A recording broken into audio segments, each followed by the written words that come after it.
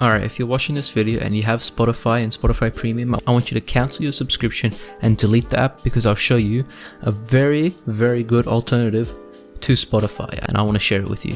I'm not going to waste the time, the timestamp's down below, let's continue. Alright, as you can see, I'm on my phone. App is actually called Player GR Offline Music. There are many Player GRs, you just want the offline music one. Currently as recording, it has 2,000 reviews, and yep, just download that one. And once you've downloaded it and open it up, it'll look like this. So basically it has any music you want. You can just search for it. Let's say I want some dubstep. Yep, you can stream it just by clicking on the play button.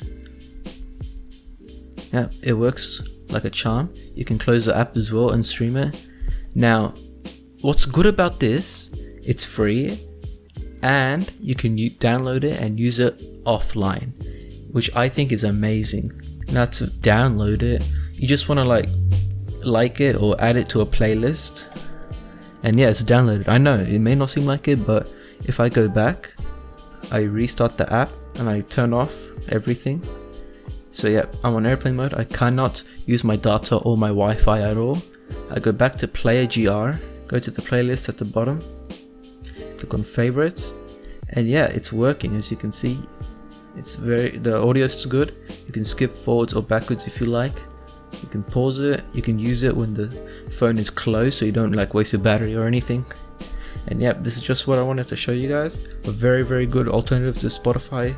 If you want to use Spotify, go ahead. I just feel like this is really good for what it is, considering everything you have is just one app. Now if you want to see my other streaming apps for music, you can click on this video. But if you want to see how to download music, click on this video.